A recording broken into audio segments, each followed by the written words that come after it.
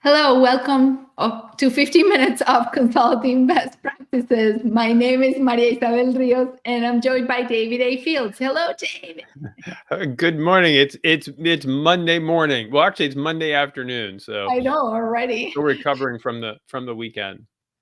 Exactly. Well, welcome to the space. We answer your questions about how to grow, work through, improving your delight with your consulting firm and problem solving with consulting firm. This is a space where we take your questions, address them as tactically and practically as possible, and it's enhanced by the comments and questions and input from our fellow kind of participants in the space. So if you're new, don't be shy, but start writing away comments. It takes a minute before we see them.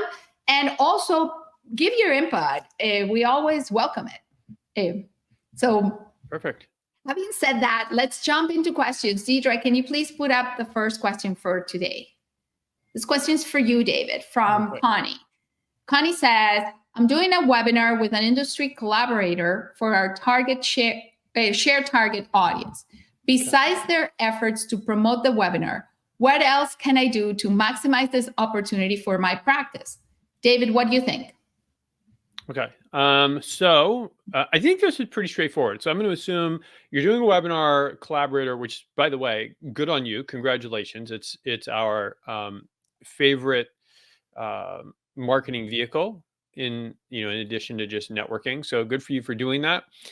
Honestly, it sounds like you're doing the right thing. So invite your tribe, of course. My assumption is you will have the names of the people attending because it's you and your collaborator hosting this, and encourage your collaborator to really boost her tribe's participation through multiple emails and announcements.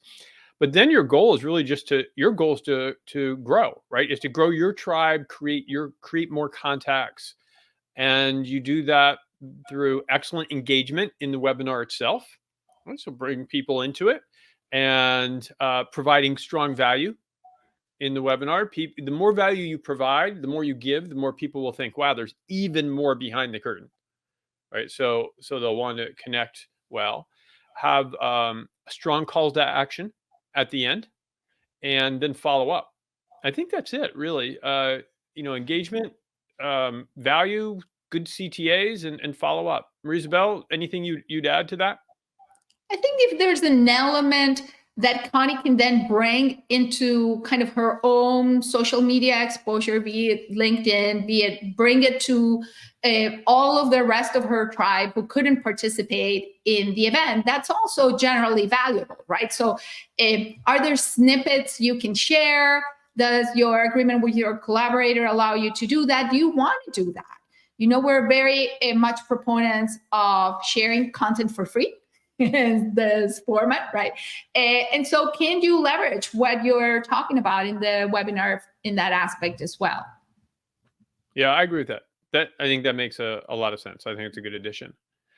John's asking a question, and I encourage other people to ask questions too. So welcome, John. Can I take this one? Absolutely. All right. So I'm going to read it. John, I'm going to do you a disservice. You're asking, how can I get more comfortable with charging higher rates?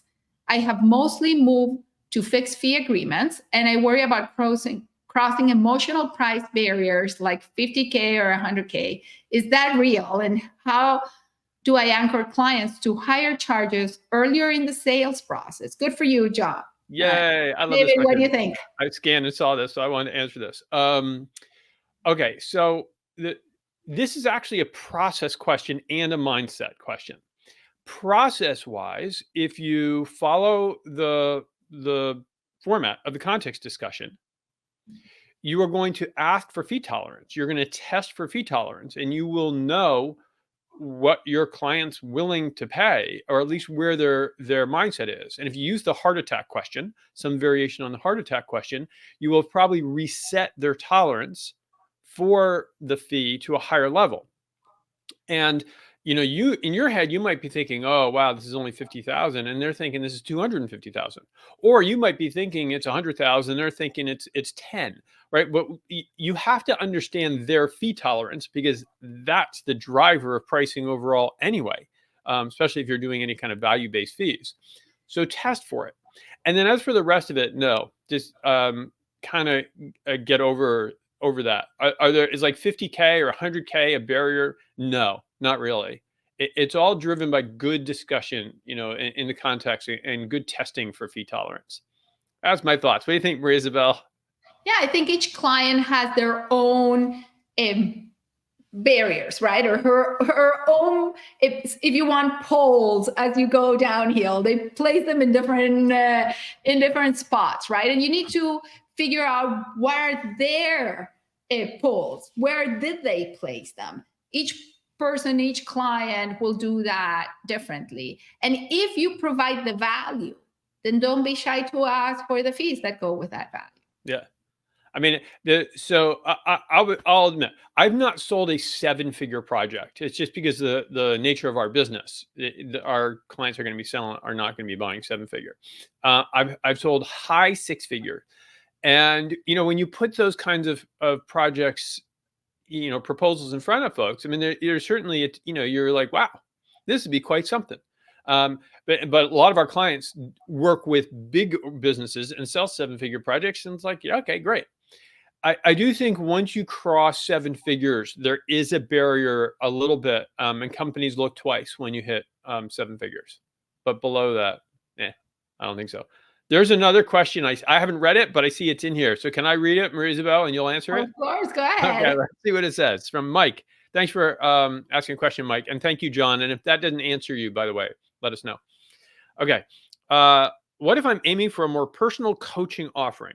Specifically, I aim to help successful professionals who struggle at home with failing marriages, disconnected kids, loneliness, etc. Okay, so this is a really personal, not B2B, it's B2C, as it were. How can I successfully introduce this on a platform like LinkedIn that seems more professional? Also, how do I identify potential people to survey on this type of offering?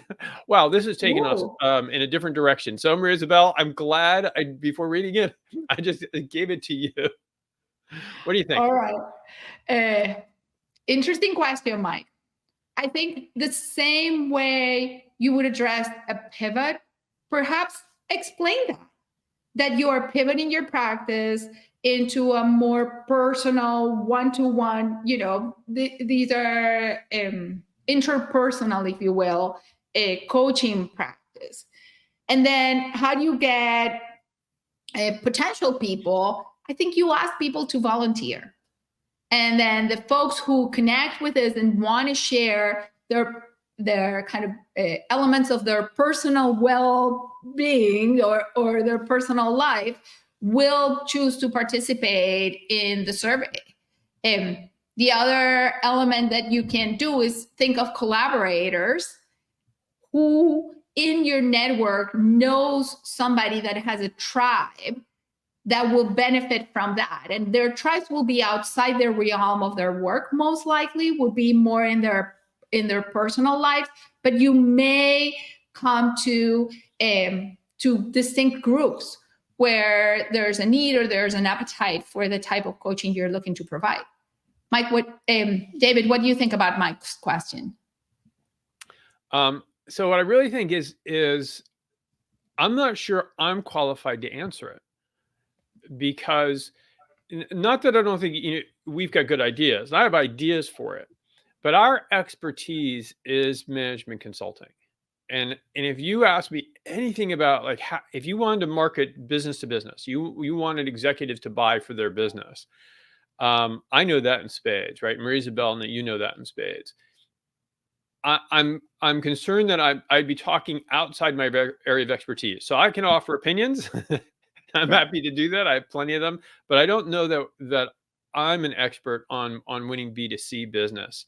And as you said, doing it on LinkedIn, it seems like you're kind of mixing this, and maybe you want to. I mean, for personal stuff, there are other platforms where people sell personal type work, whether it's Facebook or Instagram, the TikTok, and all sorts of crazy stuff that you wouldn't use professionally, but you can use personally. YouTube, I've seen be very successful for this type of work. But again, I'm not sure I'm an expert in approaching consumer businesses. Well, I'm sure I'm not. So what Mike just got from me was an opinion. Yeah, which is We'll leave it fair. at that. Which is All really right. fair. All right. Other feel free to do other questions, but type in other questions. I don't know if we'll get to them today or not. Let's do one more from the ones that were submitted. So Deidre, what else was submitted? All right. I'm halfway through a 12-month engagement. I priced it on value with fixed quarterly payments. The heavy lifting was in the first 4 months. Oh, now they don't need as much, and I'm feeling guilty continuing to bill them. Allison, I apologize. I'm not meaning to laugh at you. It's a really good question. Should I stop billing, find other work to do for them, or something else? All right. Maria Isabel, did you get that? I did. And I'm fascinated, Allison, by your question. Congratulations, first, on delivering high value and delivering it quickly, right? The part that really fascinates me is that it seems that you're delivering within the scope of what you agree was the value of the project and how you were going to do it. So I am struggling a bit, and perhaps if you're listening, you can illuminate on other than a mindset. There seems to be no issue, right? The client is not complaining.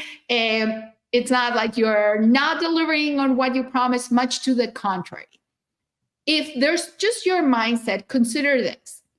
You created a payment schedule for a delivery of, for a piece of work you're delivering. The fact that you are billing over time doesn't require or mandate that you deliver over time. You're just granting a payment schedule. So complete your engagement, as you've said. If there's more opportunities to support your client, bring it up. And that's either an extension of your work or a separate engagement. But for this piece of value, where you're delivering to the extent you require and you both agreed on the value you want your client, go ahead, charge the rest of your engagement as you said. David, where do you land on this? Yeah, so I mean, I love this question in part, and John said had similar challenges. The John, based on your other question, right? There's some mindset things. I really like this because it shows how difficult it is to be right side up, even though the concept is easy, right? So the concept of staying right side up, making it all about them, not about you, sounds like it makes sense, but then you get into these situations. And the funny thing is, if your guilt over, well, the work's already done and I'm still billing, that's actually upside down. Anytime you're focused on your own emotions, you're being upside down. You're making it about you, not about the client. And so this feeling of, oh, wow, I did all this work early and now I'm not adding value and I don't feel that, that's totally upside down, right? Whereas the right side up is, what do they need? What are they thinking? They've received a tremendous amount of value. They got it quickly. So that's amazing. That's awesome. Maybe I should charge them more. Maybe it would make sense to change the contract structures if I know I'm creating a lot of value early on and get paid early on, and then win the next engagement. So I really like it for the question for that reason. And Allison, thank you for coming on and for engaging back and forth and for submitting the question. I really appreciate that. And somehow we've also managed to use up most of our time on just a few really interesting questions. So thank you for asking questions live, which is excellent. Before you go, I do have an important announcement, which is unusual for us. The Solo Practice Accelerator is opening for registration this week, and it looks like this may be the only one we run this year. So if you have practice that's over $1 million, we have tons of stuff for you. If you have a practice that's under $1 million, we're more limited. And this is a truly phenomenal program to help you achieve whatever your goals are.